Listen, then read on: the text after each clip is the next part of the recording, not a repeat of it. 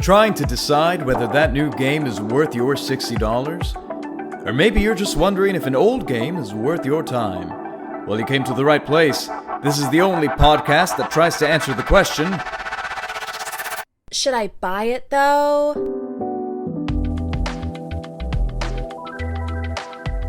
Hey everyone, welcome back to Should I Buy It Though, and this week we are very excited to be talking about SpongeBob: The Battle for Bikini Bottom Rehydrated. Woo! Oh yeah, Plankton. Crap. We're talking about The Last of Us Part 2 this week, and we definitely have a lot of thoughts, so we're excited.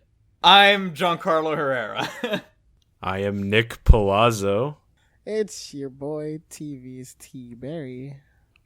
I'm Amanda Facosta. And I'm Nick Benetatos. So, we're really excited to be talking about The Last of Us Part 2 this week. So, before we get started, rest assured, this is spoiler-free up until a point. Better be We are going to spoiler-free. discuss the games that we can... we're going to discuss the points that we can talk about. And then we are going to do a preliminary vote so that you know whether you should or should not buy the game.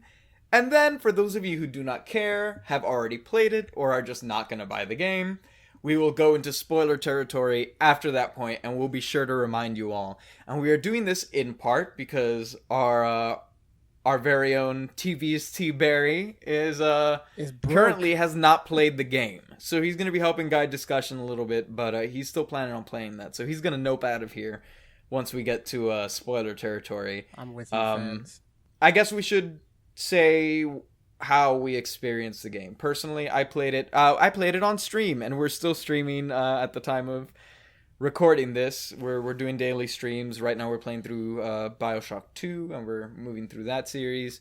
So feel free to check us out, Whimsic Productions on YouTube. But yeah, I played it on stream over the course of 2 days, basically. It took about 28 hours for me. Yeah. I played it with Nick, actually. Nick Benetatos. I was playing the game and he was watching me on Share Play, which, if you don't know, is a feature on the PS4 that lets you watch someone play a game, and every hour you got to restart it. But we both experienced that game together. Oh god, I didn't know you had to restart it every hour. Yeah. Every Oh, that sounds miserable. PlayStation, if you're listening, I need you to fix that, bud. Jesus. Okay, so Benetatos, PS5, you watched come on. Palazzo, yeah? That's right. Every hour we had to reset it. Every hour something interesting happened, and we had to do it in the middle of that. So that was a bit annoying. I watched some of Giancarlo's streams, and every time I tuned in, he was laughing or screaming. That sounds very accurate, yeah.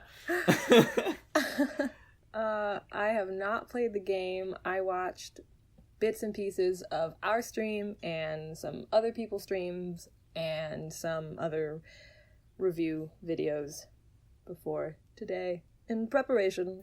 Yeah. If you want to see me struggle through all 28 hours of the game, those videos are available in roughly 12-hour segments on our YouTube channel.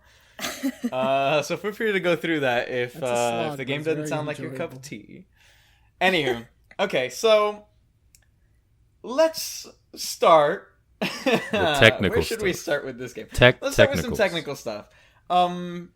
How do we feel this game was technically compared to The Last of Us? Because I had something that popped up continually, both for technical stuff and even some other points that I felt like was a recurring theme. But how do you guys feel?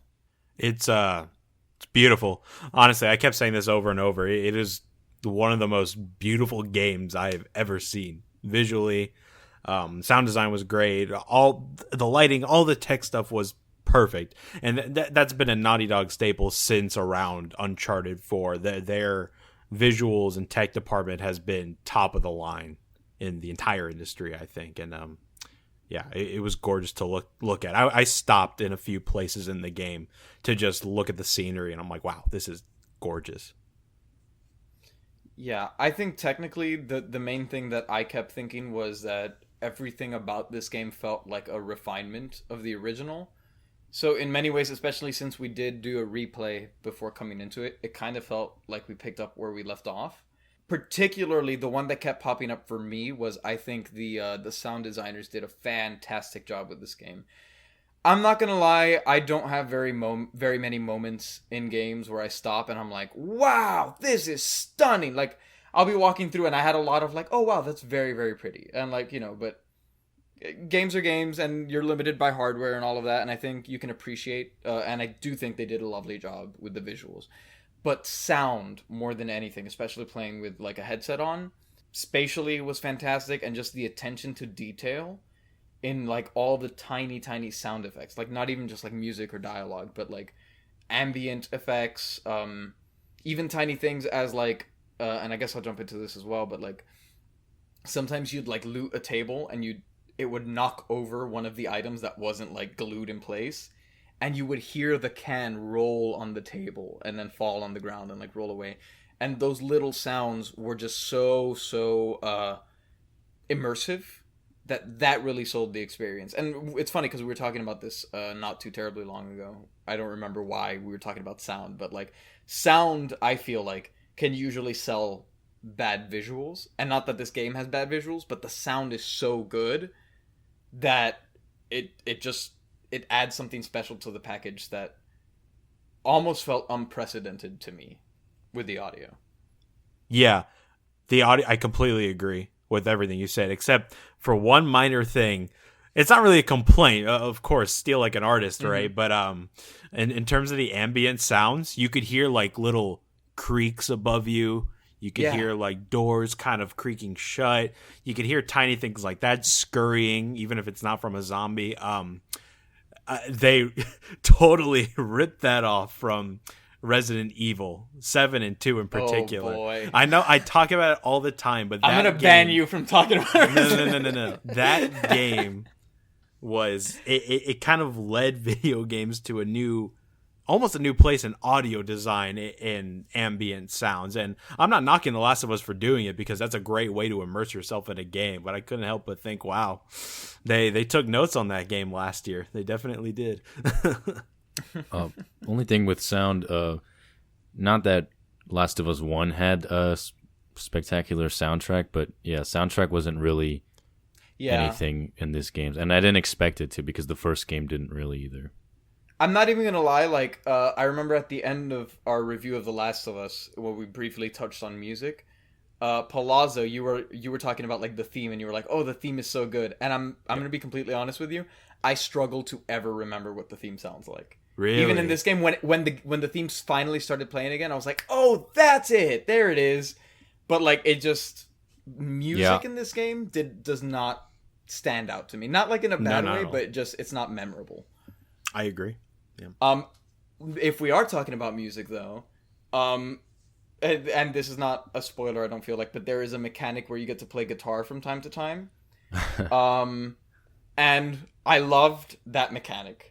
But the thing I loved about it is that they expanded on one of my favorite things about The Last of Us, which is a stupid tiny detail, but shaking to recharge the flashlight. Yeah. Like, little things like that where you use the hardware of the PS4 controller in creative ways are things I really love.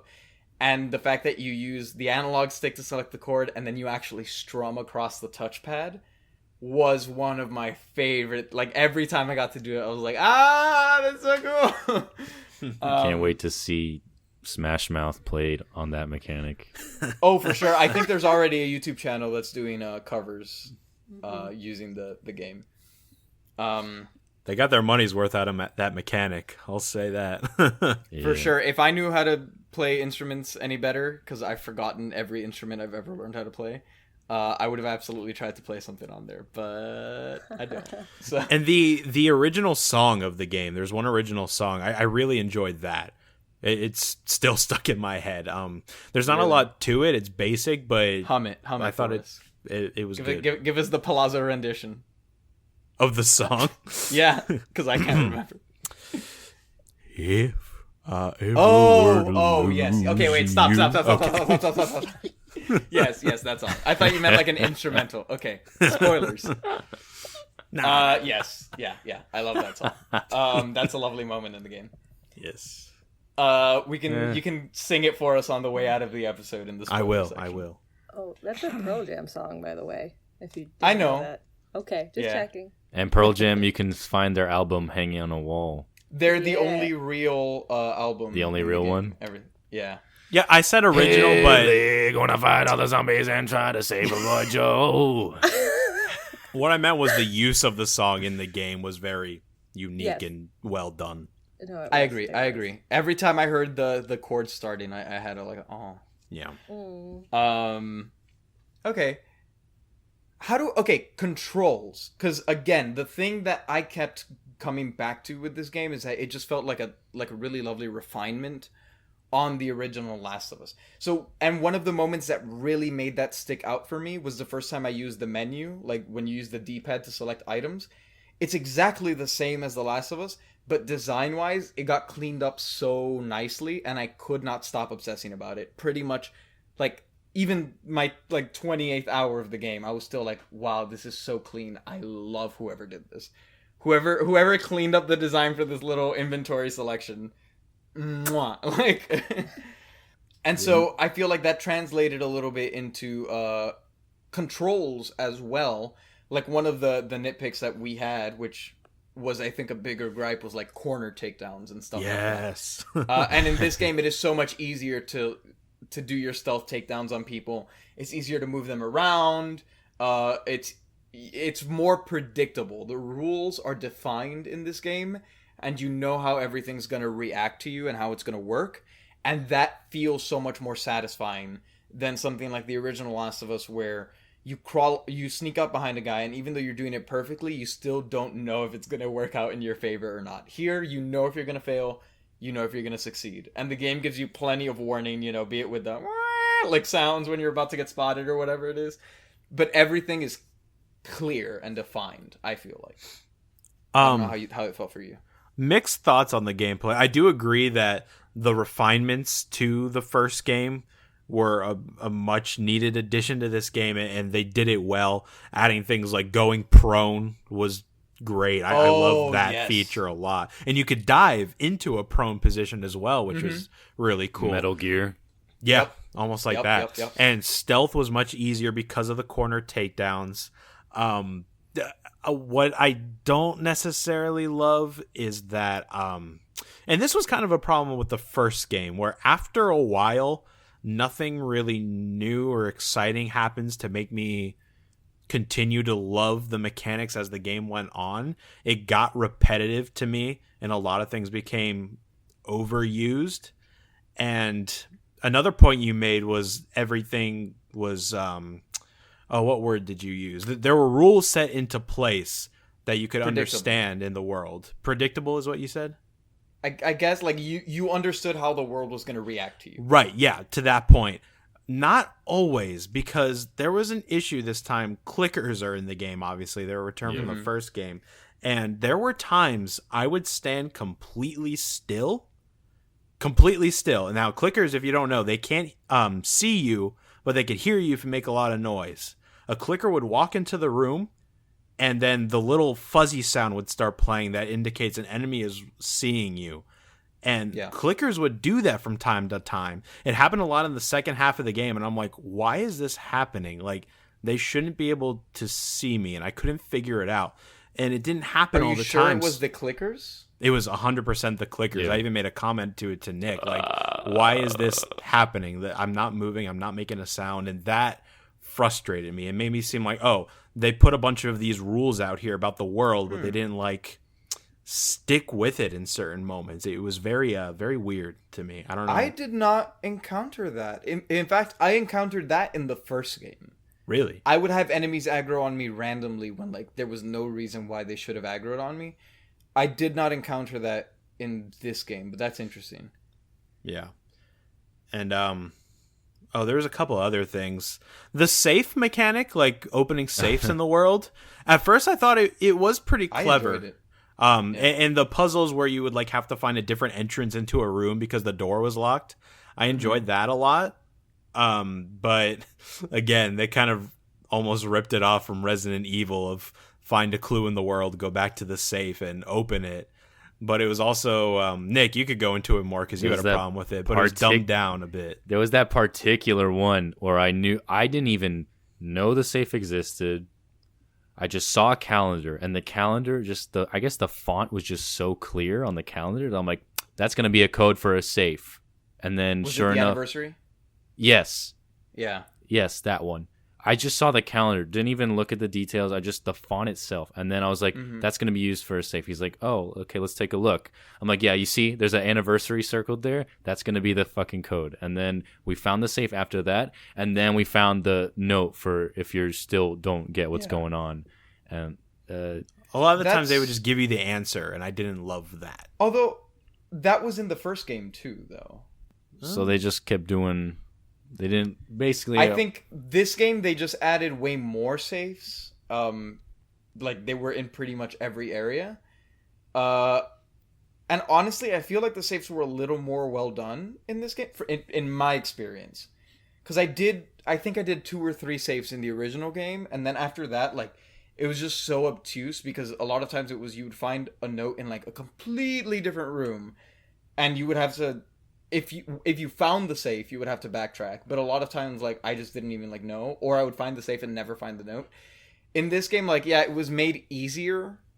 Like, very much so. There were some where you had to backtrack a bit. But, like, generally speaking, they were kind of more self-contained. But I liked it because it told a story a little more. They used it more for, like, the same way that they use notes to, like, tell stories in the world. Because a lot of times you would find the pin pad in notes.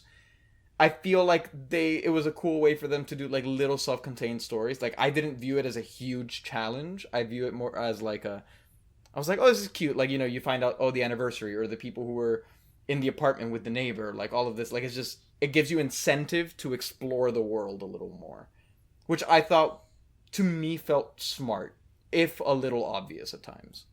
Speaking of exploration, how did you feel about the two things really. First, as a small thing, the rope mechanic that popped up occasionally, and the quote unquote open areas of the game.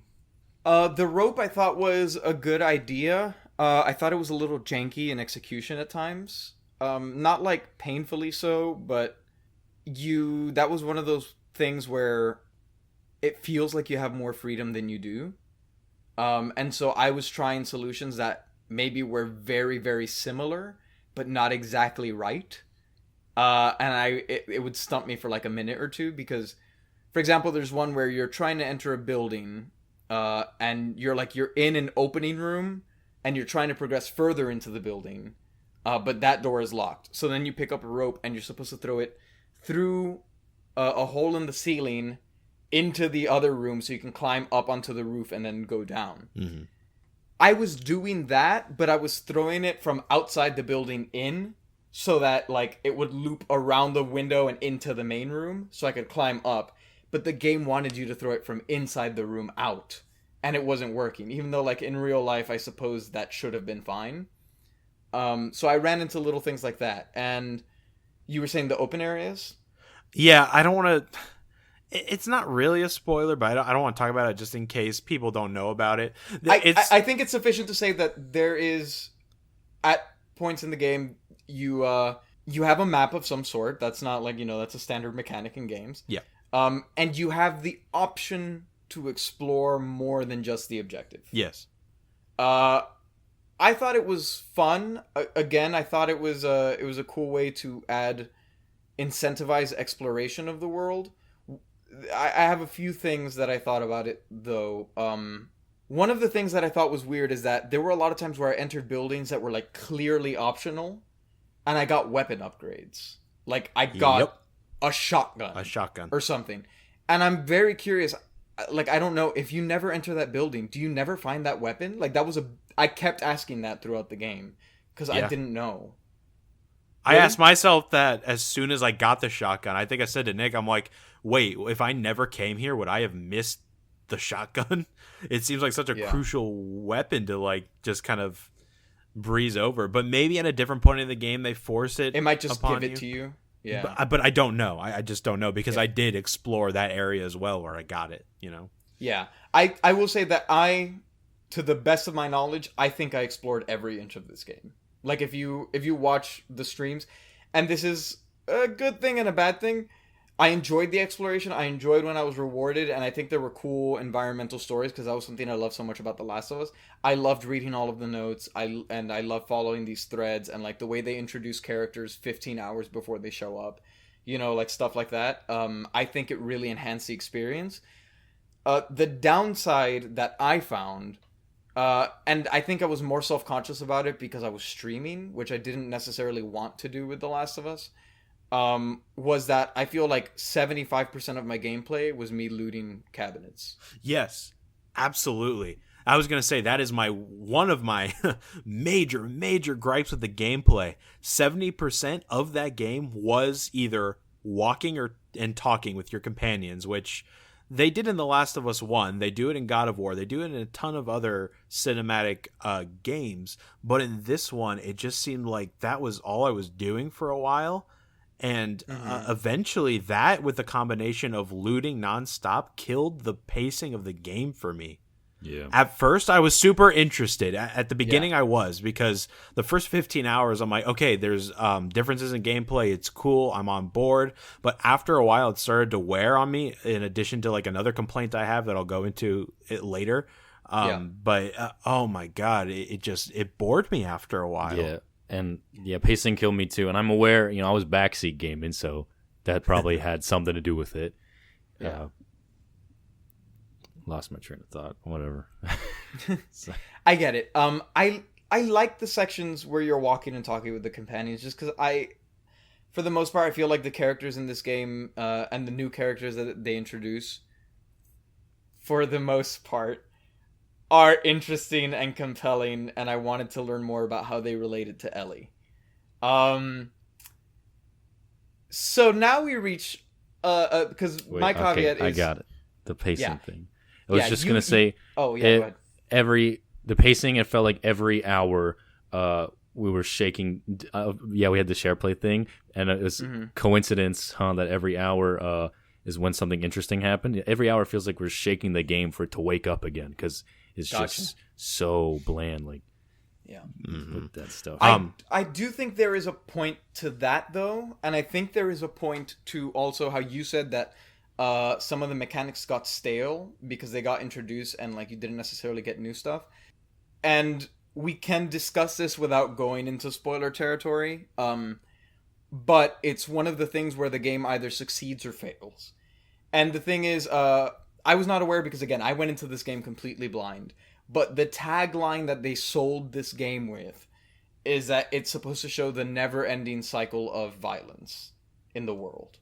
Right. And so, I think this game, what Neil Druckmann was attempting to do, was to show you that never-ending cycle and how it feels. I think it was more of a narrative goal that is accomplished through gameplay than to say, oh, I have these really cool gameplay moments, and I'm going to come up with a story to fit it. I think he's like, I have this message I want to get across, and I'm going to use the gameplay to make the player feel it. And I think that is why there is, maybe not the looting. I think the looting might just be us not being willing to just move on with the story without exploring every inch. But, like, with the combat, one of the things, for those of you who don't know, our patrons on Patreon get 24-hour impressions reviews that we do. And so when I did mine, I was about 15 hours into the game at that point. And at that point I said that you should buy the game.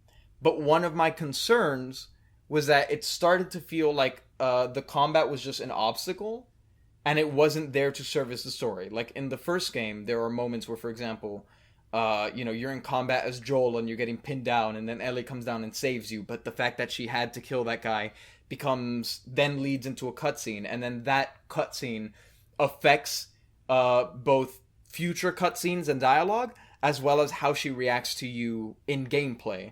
And so it felt like they were interchanging and weaving together.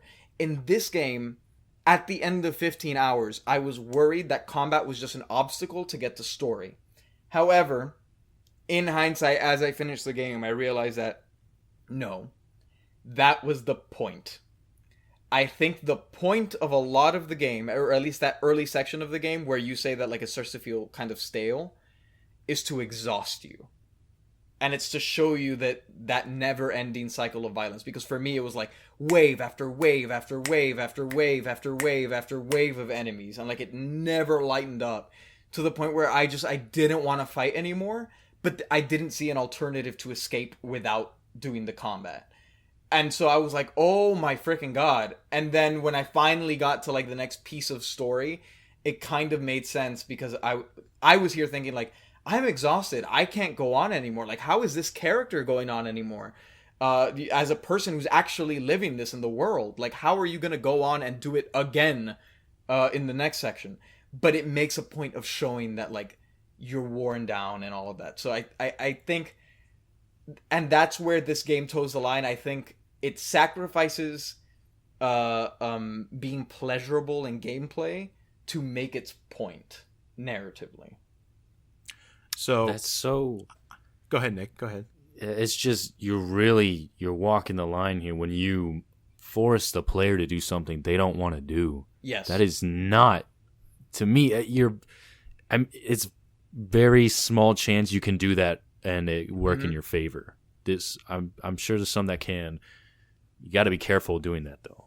Yeah, this whole game is forcing the player to do things they don't want to do, but we'll go into that later. Yeah, later. But to your point, I agreed, past tense, I agreed with everything you said for the first 15 hours. 15 hours I'm talking of the game. about specifically the first 15 hours. I'm not talking about anything beyond that point. Because when I put my 24-hour thoughts too, I'd only played about 5-6 hours of the game up to that point. And in that video, I said, this is great. The visuals are great. Yes. The gameplay is great. It's an improvement. I love it.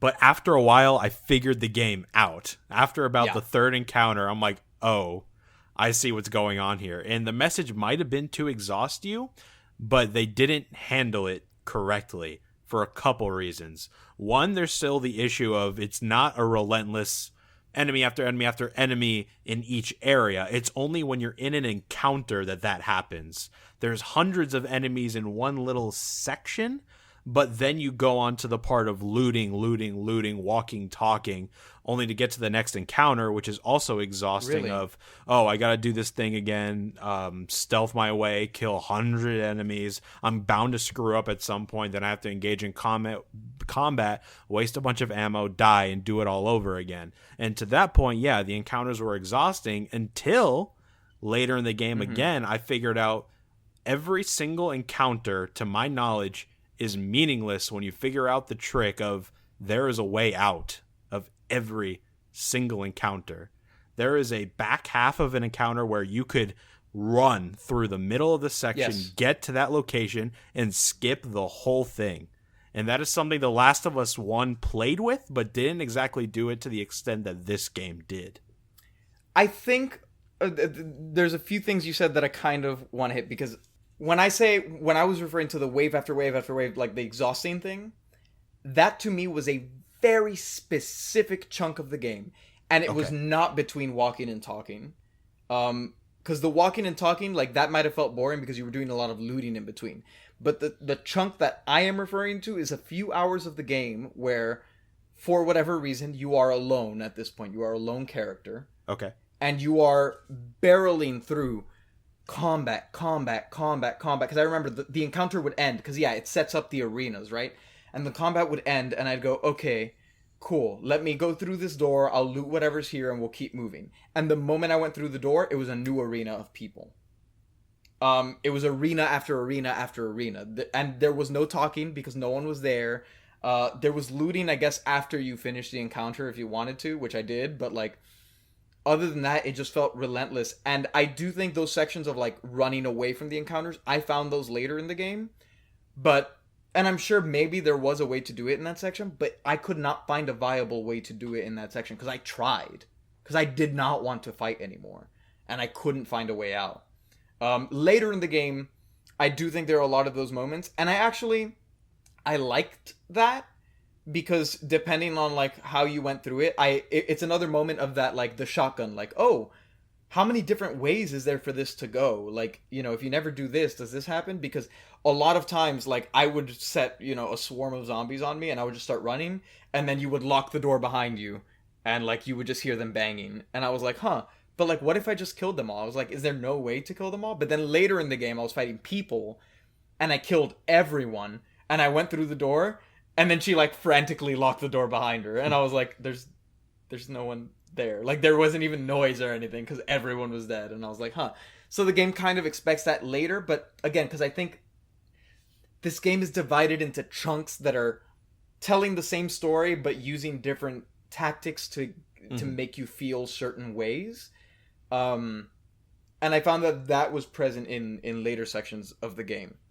I think yeah, that speaks to the game's faults, though, where I think you saying I just didn't want to fight anymore, part of that could have been the exhaustion, but that also could have come from this combat is just not as interesting as I thought it was at the beginning of the game. Because again, and I thought of this in The Last of Us 1, in this game, the whole time I was thinking this is just Uncharted enough for me to rather be playing Uncharted, because in that game you could stealth or go into full-on combat in an encounter as well, except it's fun both ways. And the way they handle numbers of enemies in a group and gunplay and stealth play, it never gets old or boring. Same thing with traversal. Like, they have a rope mechanic in Uncharted 4 as well. And obviously it's an adventure game, so your hero in that could do a lot more than a realistic game can handle. But it just didn't reach quite the levels of fun after a while. At the beginning I liked it, but it just wore on me after half the game. I thought the combat was supremely fun. And I thought... to bring something back from our last review, they did a really nice job of giving you more options in combat, like being able to attract zombies to humans. There's a few sections where you can do that, and I was very happy to see that showed up. I think the combat felt more varied. They give you more options here, and to me the combat felt better overall. I really like the combat. The problem is, and again in that particular section at least, it was just so long. And there was nothing else. And I don't think that necessarily speaks to a problem with the mechanics. I think it's just the relentless amount that you are facing.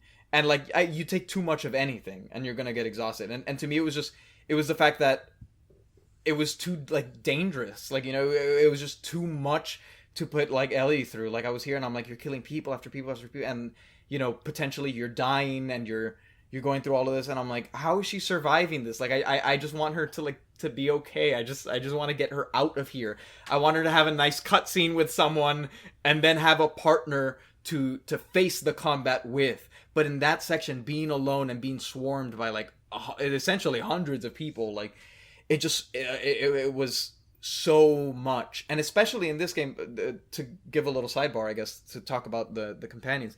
I feel like the companions are very good in this game. They're very useful. There were so many times where we'd be in combat and like I'd be taking someone out and they'd be taking someone else out on the other side of the room, and I'd be like, thank God. Like, I was glad to have someone competent fighting with me and people that I liked and that I wanted to talk to and get to know. I don't think we had competent comrades.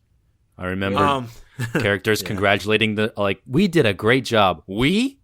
You didn't do it. You just stood there. I killed them all. Or Palazzo killed them all. Did you? How was I'm curious. Maybe it's just a difference in approach. How stealthy were you guys overall? At first, very, until I realized this game is exhausting and stealth isn't a viable option. Then I immediately turned to dumping all my ammo on enemies.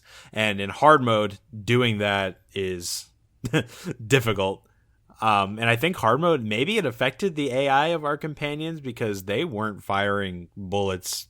Maybe they barely were. But one thing I do want to praise regarding enemies is how interactive they were in regards to the world.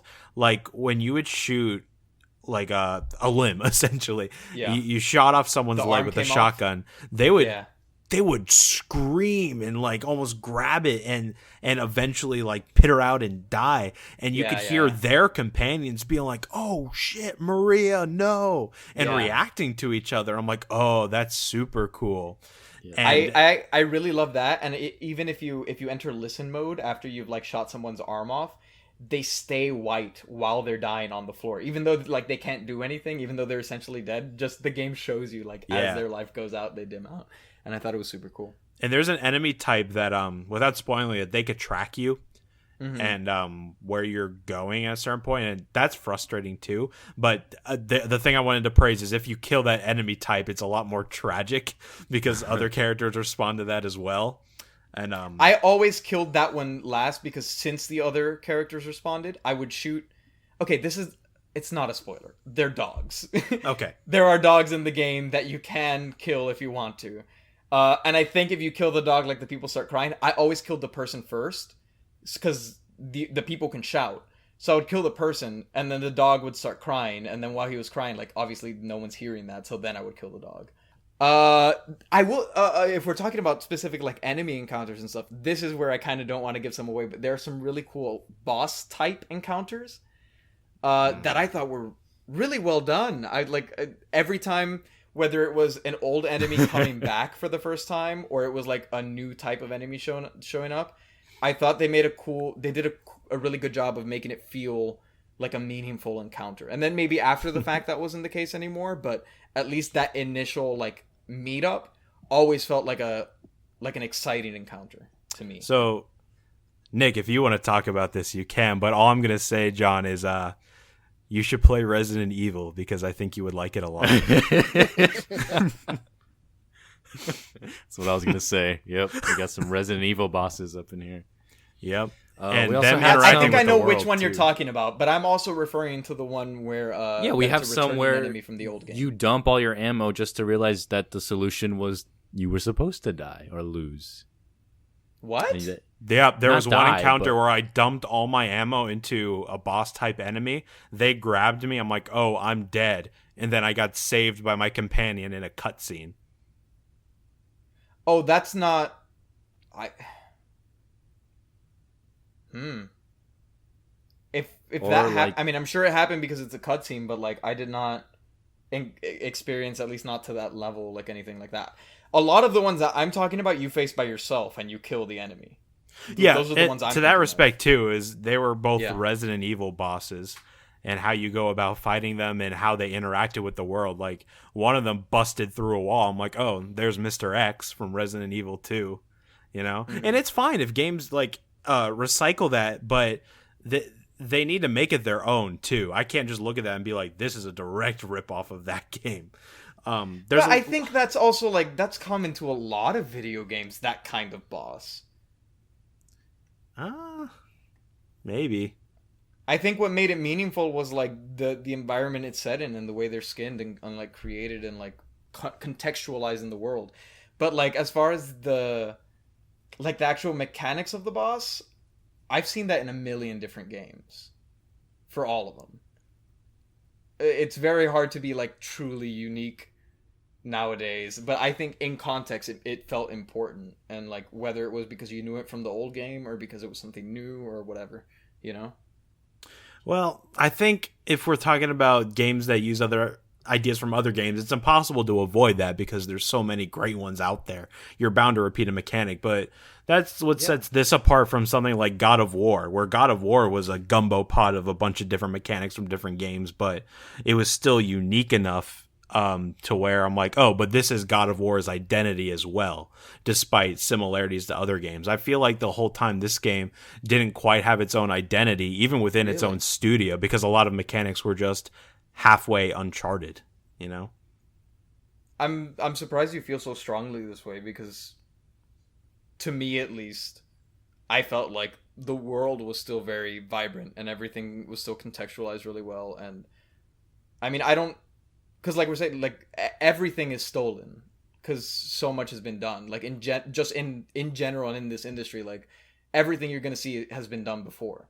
But I never felt like this game was unoriginal in like a glaring way. Like nothing felt out of place. Like the encounters felt good to me. So it's interesting that we had and the things that were original were from The Last of Us, and I thought that gameplay didn't reinvent the wheel. So to that respect, it was either a ripoff or uninteresting to me. Really? Wow, we have very different experiences then. Because another thing I said in my 24-hour impressions was the fact that to me the game felt like the moments where it did shine, like for example, there's a moment where they bring back the stalkers, right? But they've kind of redesigned them a little bit to make them scarier, and it's like they make a point of it. And like that moment, and a few other moments as well, but that moment especially, it was the scariest moment across the two games. Like to me, it felt like every time the game shined, it shone way brighter than the original. Like all of the high points in this game were the highest in the franchise, is how it felt to me. See, the stalkers were my least favorite enemy type because I hated fighting them, but environmentally, like ambiance and like how it felt super effective. At least initially, like at first introduction. But yeah, I thought they were going to be that at first introduction, but they frustrated me more than scared me or made me feel a certain way because I feel like the game was breaking its own rules again. Why are zombies intelligent enough to I don't want to spoil what they do, but how are they intelligent enough to do the things that they do to me? Yes, definitely. I will say they set them up at the very beginning of the game. In one of the trailers, you can find a newspaper from when the outbreak started, and it describes the different stages of the disease. Mm-hmm. And stage 2 describes the stalker behavior. And in my head, I was like, is this a new enemy type? Because I don't remember this. And then when they finally showed up, I was like, okay. So they're recontextualizing the old enemies in this way. It was a retcon. And yeah, to the point of stage 3, it was a ripoff of one of their own enemies, the bloaters. It was pretty much the same exact enemy.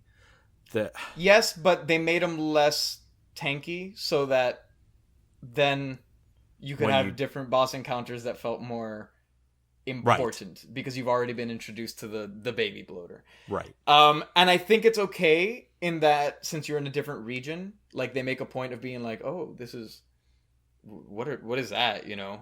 So I didn't hate that. But in my head I did think, I'm like, okay, these are the bloaters. Meh. One thing I loved, I keep shitting on the game. I want to give the things that I do like, was like you said, you could use zombies to attack human enemies like you did in the DLC for The Last of Us, which I love. There was another mechanic towards the end of the game where you could do that as well, but in a different way. And I adored that. I wish they used it more throughout the game, but I adored that as well. And then the final thing I'll say on that point is there's warring factions between humans in the game. Yeah. And I love that when they do that in storytelling. And it was cool to watch that play out from a gameplay perspective and a narrative perspective. I just don't think they went far enough with it. I agree. I was curious because this game leaves a lot of threads dangling until very late in the game. Mm-hmm. And I was like, how is this going to get resolved?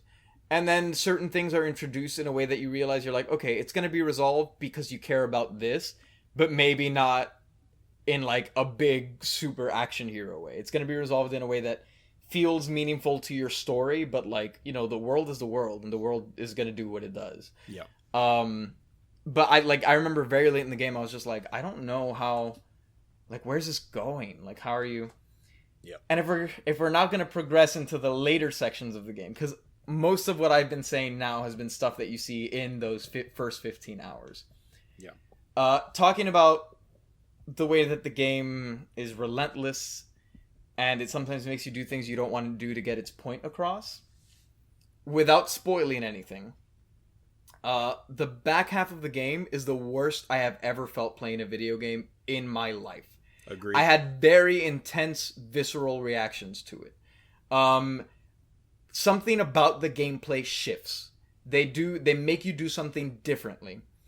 It comes at like a peak moment where you're like, oh my god, and then the gameplay shifts, and I wonder how long is the gameplay gonna stay like this? Is my question, because at first I go, okay, because I did not want to do it from the onset. I hated it from the moment it happened, and then I was like, well, if it's short, you know, if you just do this, because I kind of saw what they were doing, and I went, okay, if you do this and this and this, you can get your point across, we can get over with this, and you can let me go back to playing the game the way I want to play it. However, it turns out you play almost half the game in that manner. And it felt awful the entire way through. I never once was able to get over the fact that I didn't like what I was doing. And it deeply, deeply upset me. It got to the point where it was offensive, and I'm like, I don't want to do this. I want to put the game down and just not play this out. It got to that point. If we weren't doing the show, like if I was a layman just like playing the game for playing the game, there's a possibility that I may have just not finished it. The reason I went through with it, aside from the show, is I needed to see how it ended. Because after they started doing certain things, I was like, I have no idea how you are going to wrap this game up. Mm-hmm. I have no clue. Because there's a very obvious answer that you're like trying to lead me to believe, and I hope that's not it. But I just don't see too many alternatives. Like, I can imagine a few, and I don't like any of them. But it makes you keep doing that thing that you hate. And the problem with that is because it does kind of make its narrative point. But the problem is that it shows its hand way too early. It shows its hand from the first second that you start that. And even other things, like other narrative things, early in the game something happens, and I knew from the moment it started, I called like what the twist for that little thing was. Yep. And so since the game has shown its hand, and I don't like its hand, but it continues to make me do that, like play the way it wants me to play for 10 hours maybe, if not more, then it really, really sours the experience because I don't feel good at any point. I will say, to its credit, the narrative ends up wrapping up, once the game is done, it wraps up better than I expected. And I say this because I was expecting, there was a really obvious, easy answer that I really, really did not like. And I thought they really made me think we were going that route for a second. And then I kind of just didn't know. And I think what this game ultimately does is it doesn't satisfy you. But I think that's the point. It doesn't want to satisfy you. But I don't think that it doesn't do anything overtly stupid. It's just highly, highly unsatisfactory. And the fact that you went through so much stuff that you didn't like to get there really makes you call into question whether you want to play the game or not. That's as much as I can really say before we go into spoiler territory. I'm still on technical stuff over here. Oh, go for it. Yeah. Go ahead. So zombie combat we found the most boring, right? I think. Palazzo? Compared to human combat. Yeah, but that's a praise I want to give it. I think they made humans scarier and more interesting, and that's what I wanted from the first game. So to that extent, I remember liked you saying that specifically. But yeah, zombie combat still was not all that interesting to me. And it's made even easier now because shivs were no longer a requirement. So clickers became just another zombie that you can stealthily take out and not worry about losing resources. Humans, yes and no, but yeah. Yeah, I know what you mean. Yeah. For humans, I just find it really funny that from the same company that this juxtaposition of Nathan Drake thoughtlessly killing thousands of people and through his stories, and in this game, they want you to know you are killing human beings because I think that's fine to throw that mechanic in there because it's true though. But I'm not gonna lie, like it didn't affect me. I love that. I'm justified in killing them. Yeah, I love that this game reminds you these are human because how many games do you play now where you're killing people and you don't even bat an eye? And in this game, humans are screaming, they're crying, and they're calling out for their friends, and this is super gory. And dog is dying too. And this at first, everybody gets that holy shit reaction, and sometimes your companions will react this way too. Mm-hmm. And what I love is as the game goes on, not only you, but the characters are becoming desensitized to this as well. Yeah. And I think that was really smart. What else? Yeah, it's true. You stop going from like holy shit moments to like you kill an enemy and your player goes dick. Yeah, they actually, Yeah. and that's how I would play when I play multiplayer games. Sometimes I'm like that. If some asshole snuck up on me, you could have hurt somebody, you fucking dick. Yeah. Oh! The sneaking up, the workbenches. Did something happen to you when you were at a workbench?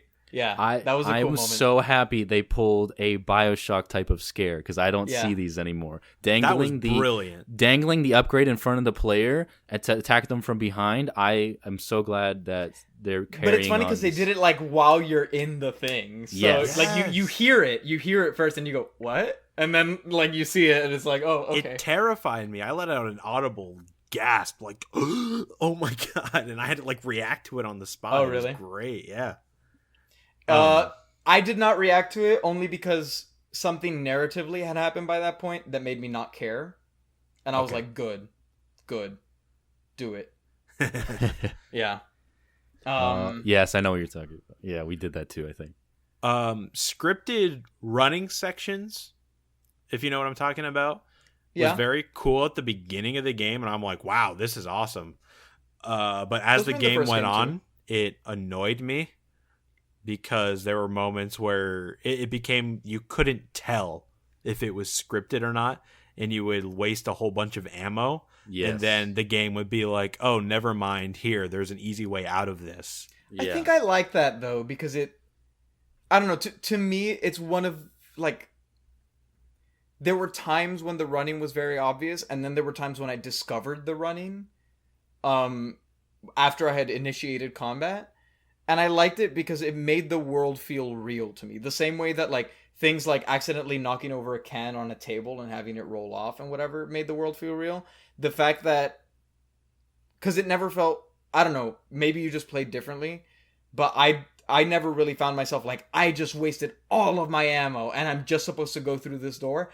That never happened to me. But sometimes it might be like I'm engaged in combat and I'm like, oh god, I'm taking damage, I need to heal, what do I do? And then I would like find an escape and I'd be like, oh okay, that felt real to me, and I like that. There was one egregious offender I was referring to where you're in like a arena type battle and then you get saved by a couple people in a truck. Okay, yeah. And that's That literally one was just rough. That waited one was out rough. until you get saved, and that was not clear at all. Yeah, that was I think I died like 3 times there, and then eventually I hid to heal, and then the truck showed up, and I was like, oh, howdy. Yeah. And it wasn't an Uncharted scripted way of telling you that's going to happen. Like, oh yeah, the helicopter's coming. We need to fight off the enemies until it comes. Like indicating there's a timer that you have to survive until you get saved. That's totally fine. But in this, like, it was frustrating. I think I disagree with you though. Because that makes it feel real. Because to me, I mean, yeah, it's frustrating that, like, I was dying and stuff.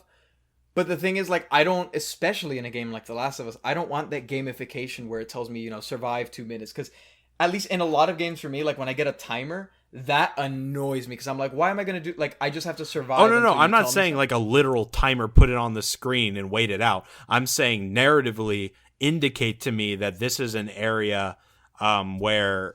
But... go ahead.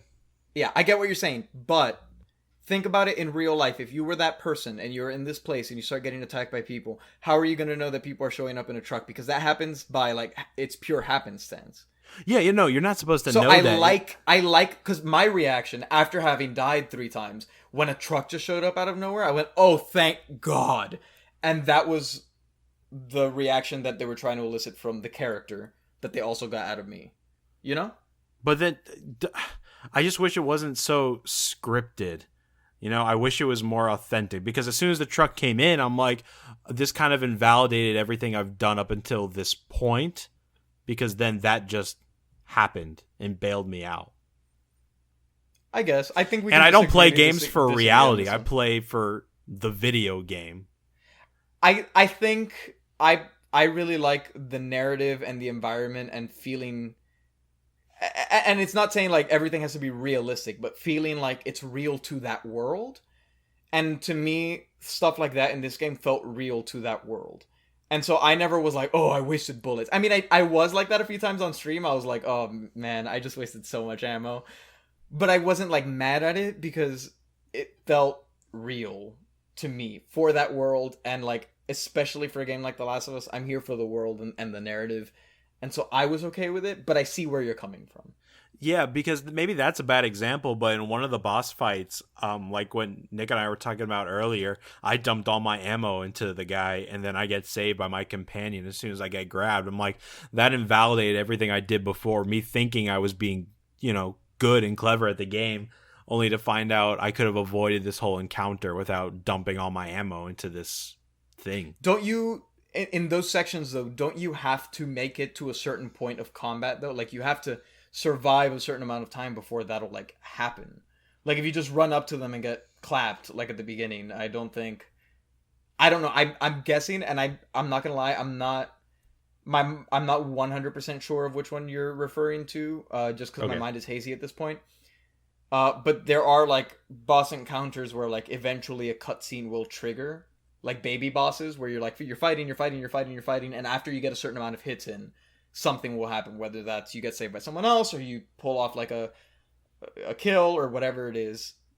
I don't know if that's the case, the encounter you're referring to, but I don't know, I just didn't encounter those problems. But if you did encounter that kind of stuff often, then I'm sorry, that sounds garbage. It's all right. The inventory capacity just didn't make sense to me, because there was that gun you had, a pistol that has a clip that holds 10 bullets. Mm-hmm. You're only allowed to hold 16 bullets. So your character just decide to leave that other clip half empty? Yeah. The game has, like, selective realism problems. There's also the fact that, like, I'm hiding behind a tree and an enemy is like, oh, I think I saw movement. And as they're walking around the tree, I just circle around to the other side and they're like, oh, where'd they go? I lost them. I'm like, are you kidding me? I'm right here and my leg is sticking out. AI is really smart until it's really dumb. It took them way too long to notice me, too. It's like that fuzzy noise indicating an enemy might spot me goes on for like 30 seconds before it triggers. I'm like, all right, I'm glad they didn't notice me because I don't feel like fighting right now, but come on. I love when they did notice you. I loved when they did notice you. They would call it, he's in there, or he's behind the tree, or he's trying to flank or something. I thought that was really cool.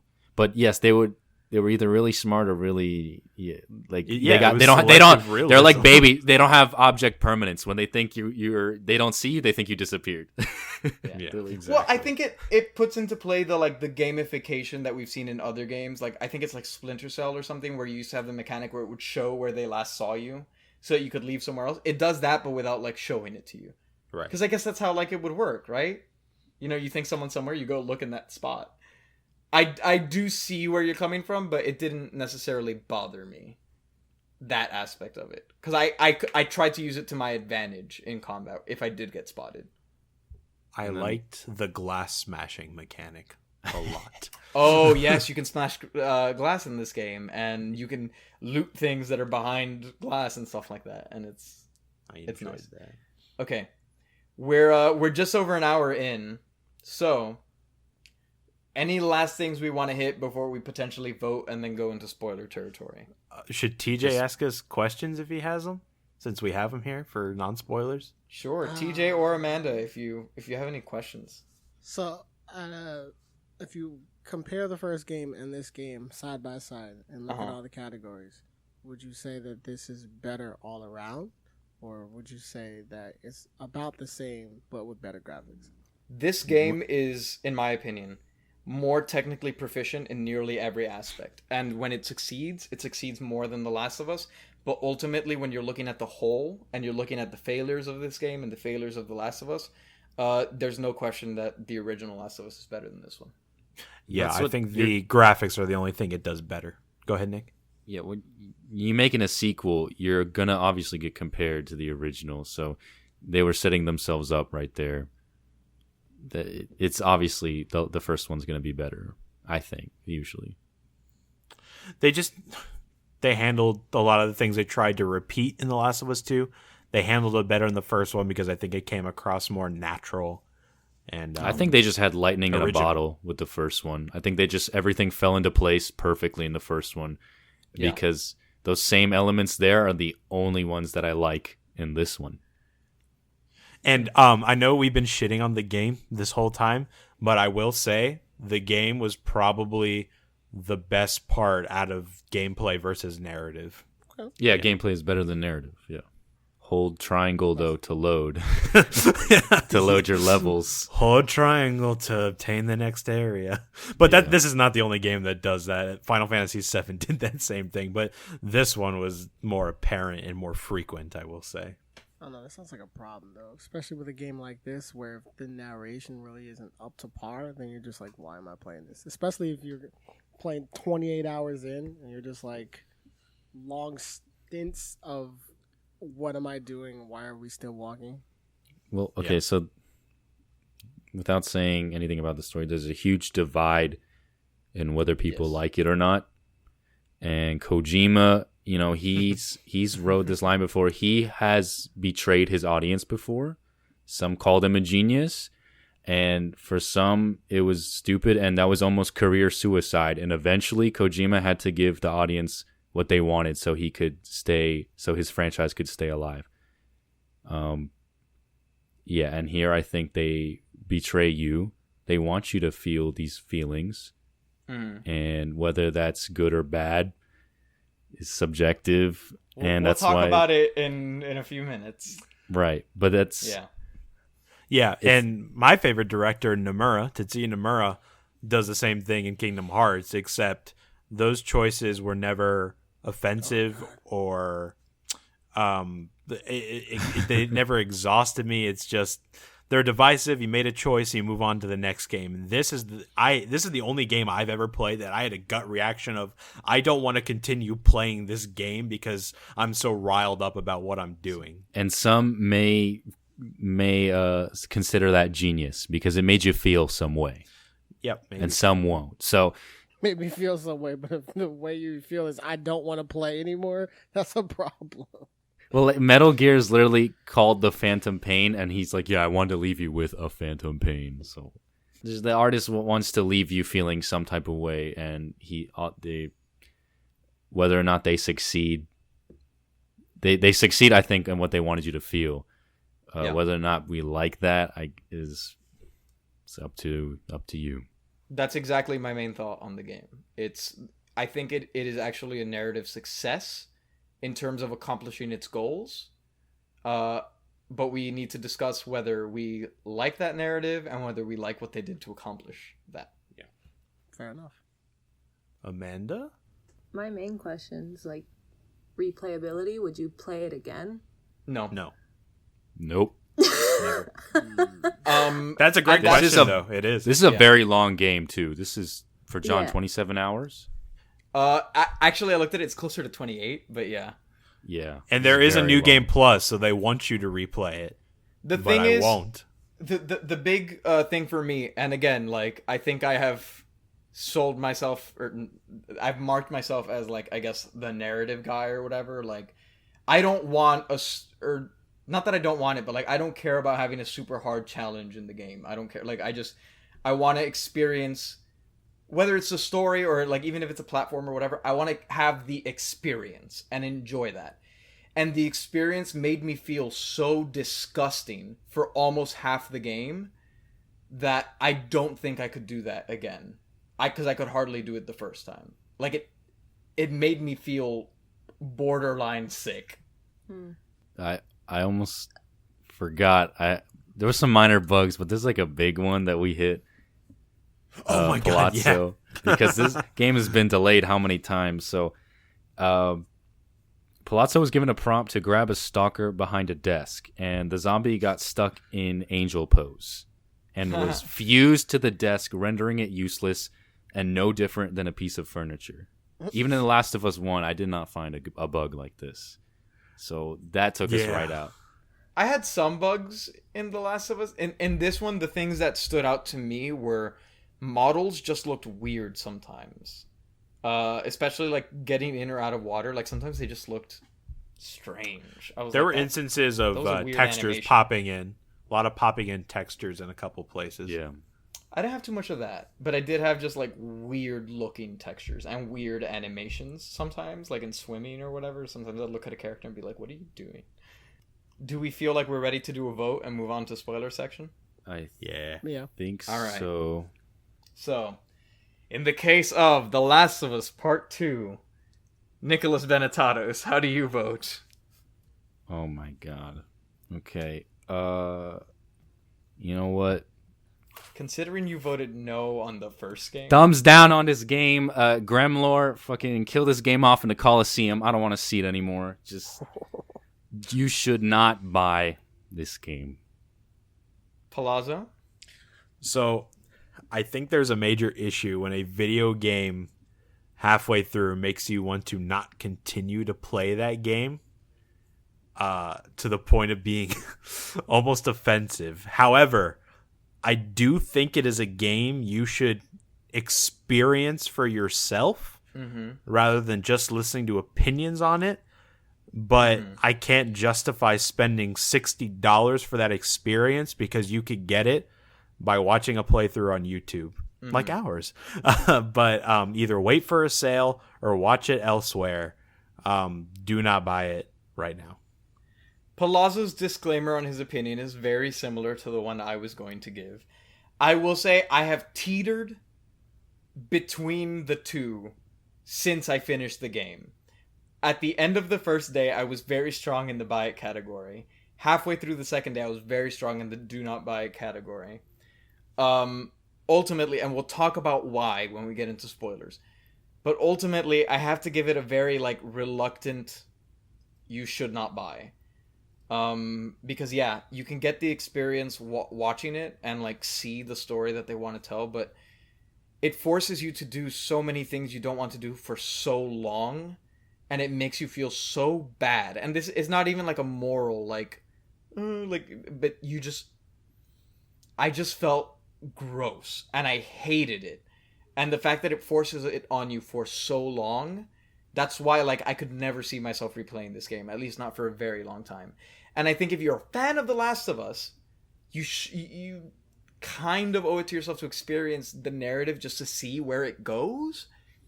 So if you think you can put up with that kind of torture, maybe it's worth a buy for you. But generally speaking, go watch the 28 hours that I went through or whatever, and get the story, or watch I guess all the cutscenes or whatever. It just sucks because also that gameplay and those feelings are such a big part of the narrative it's telling. But ultimately, it's just you feel so bad that I don't know that it's worth spending $60 on. I'm so glad I didn't.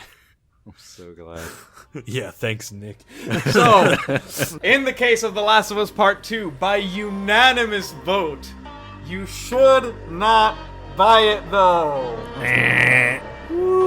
Stay away. You guys don't have to, but I gotta experience this. Put sound effects of Gremlor killing the game. Fire explosion. Hey everyone, this is Giancarlo from the future with a super quick note before I let you guys go. We had so much to talk about with The Last of Us Part 2 that we actually decided to split this episode into 2 parts. So, right now you are reaching the end of Part 1, the spoiler-free review. Hopefully you've had a chance to kind of make up your opinions and decide whether you're going to buy the game or not. Now, if you don't care about hearing spoilers, whether you've played the game already or you don't plan on playing it or you just straight up don't care, there's going to be an additional episode uploaded this week, which is a full hour long, just like this one, where we discuss why we voted the way we did in more detail, discussing spoiler details and how we did or did not like them. Now, before I let you guys go, if you're hearing this at the time of recording, that means there are about 2 weeks left in our Indiegogo. As of today, we actually hit 18% of our goal, so we wanted to give a real quick thank you again to all of our founding parents. That is Adriana Larcon, Juan Zorrilla, Will Williams, Ann Baird, Jerry Benetatos, Katrina Scott, Carolina Riverol, and Alejandro Alarcon.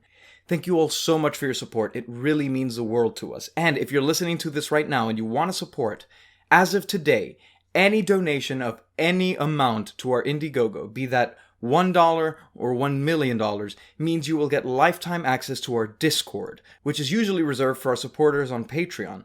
On our Discord, you'll be able to chat with us about our content and also decide what future content is going to look like. So if you want to be a part of our community, now is a really fantastic time to get in on that at any price you want. We want to get as many people in here as possible, so please go check that out. And one final thing. If you haven't been listening to our other podcast, Dungeons and Drimbus, it's an actual play D&D podcast, which I think a lot of this audience might like. And this weekend, our first mini 3-episode arc is coming to a close. To celebrate that, we'll be live streaming TTRPG games Friday, Saturday, and Sunday on the Whimsic Productions YouTube channel. So make sure you're subscribed there and you're following us everywhere so that you can be a part of that when we go live. Thank you all so much for listening, and we hope to see you in the spoiler episode whenever you're ready. I'll get out of your hair. See you next week.